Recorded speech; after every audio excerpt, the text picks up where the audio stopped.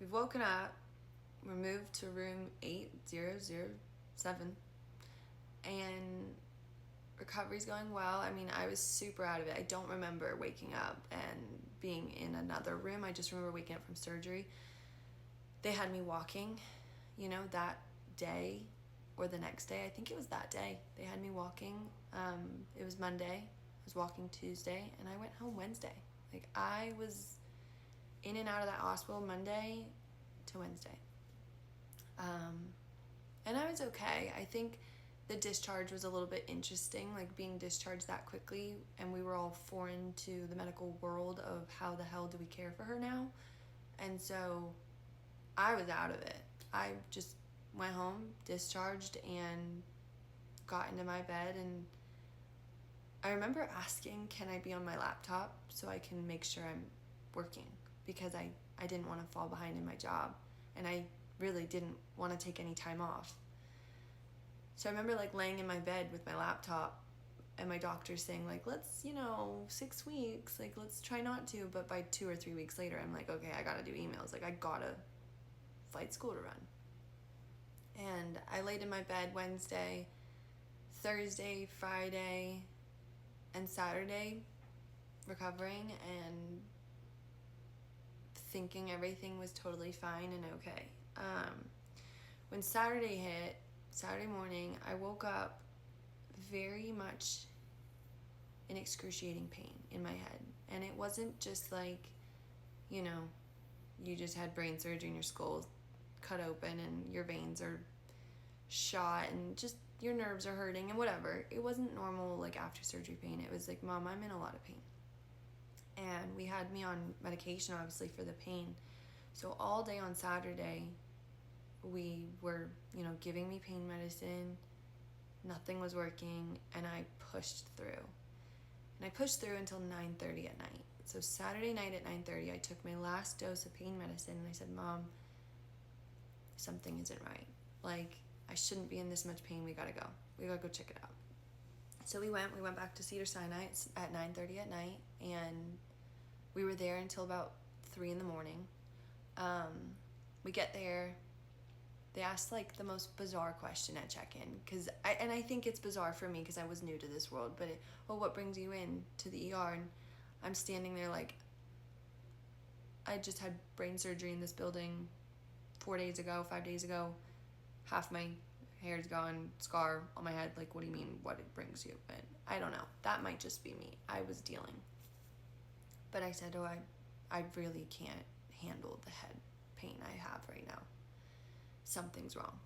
And they brought me back. They did some scans. They did a CT. Scan was clean. Brain was clean. Everything came back clean. And my actual surgeon was dealing with a 9 or 12 hour car accident case at the time and couldn't come downstairs. And I never needed him to or asked for him to. I respected others in the building. The team in the ER was great, and they said, you're fine. And they gave me a central line of medication, and obviously I went home pain-free because the medicine they gave me was a lot stronger. So 3 a.m., you're good to go. Take these throughout the day tomorrow, and if things get weirder, come back. So we go home at 3 a.m. My mom slept with me. I wasn't allowed to be not monitored for the first little bit of time because it was brain surgery, but we went to bed 3 o'clock, and I woke up at 8 in an incredible amount of pain.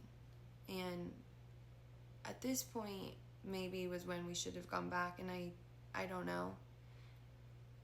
And I don't know if it would have changed my story at all, but at 8 a.m. we woke up. I was begging for medicine. I was in severe pain in my head. So they put me on the couch, got me comfortable. I was, crying and irritable and confused and just trying to get comfortable. And I think a lot of it was after surgery pain, but something was telling me something is wrong. So throughout the day on that Saturday, now it's Sunday, it was my sister's college graduation. Now she's a COVID baby, so she's the 2020 high school graduation that all got ruined. And so in my head, okay, it's 2024, it's her college graduation. You can't make a scene. Like, thank God you went to the doctor last night. They said you're fine. You came home at 3. Like, today's graduation. You need to keep it together. And I was on the couch, keeping it together. I was trying. Whole family was over, but they were getting ready to go to college graduation for my sister. So, switch shifts, boyfriend comes over, and he's now babysitting duty, and I am losing it. I was losing it. I lost feeling in the left side, my left arm completely, clamped down like this. I don't think I could move it at all. And it was clamped. I couldn't open the hand at all. And I was just laying on this couch. I remember having a bagel. I remember being obsessed with watermelon, clamped. And that was the only symptom I had other than severe head pain and severe irritability. So when he came over,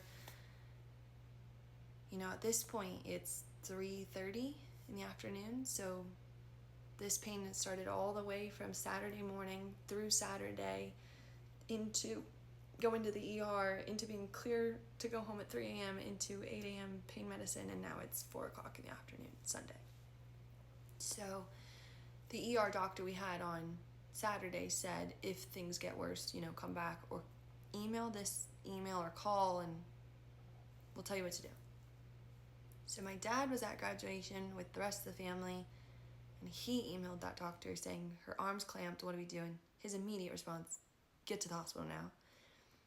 But while that email was going out and my irritability was getting worse at home and I was getting confused at home, my boyfriend just essentially had it. He was like, Fireman Carrie, we're in the car. And I just remember being put in the car, confused. Why are you taking me to the hospital? What are we doing? Where are we going? We got to the hospital. I was wearing shorts, pajama shorts, and I was irritable about that. I was like, why did you bring me here in pajama shorts? I was losing it. I don't remember much of the drive other than being in so much pain. And they put me into the, triage area, and I said, why am I being triaged? What is happening? What are we doing? And they brought me back really quickly, because I was not being the best patient. I was screaming really bad, and they brought me back into this private room, and I'd seen nurses and staff from the night before, so I'm raising the good arm, not the clamped arm. I'm raising it hey, I'm back, and I'm hyper again because I seem to just love the hospital. They're like, oh, what brings you back in?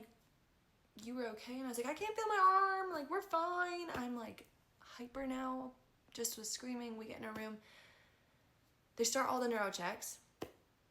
My boyfriend's looking at me, and I was making a funny joke. It wasn't funny, but I was making a funny joke. I said to him, well, my screaming got me first in line.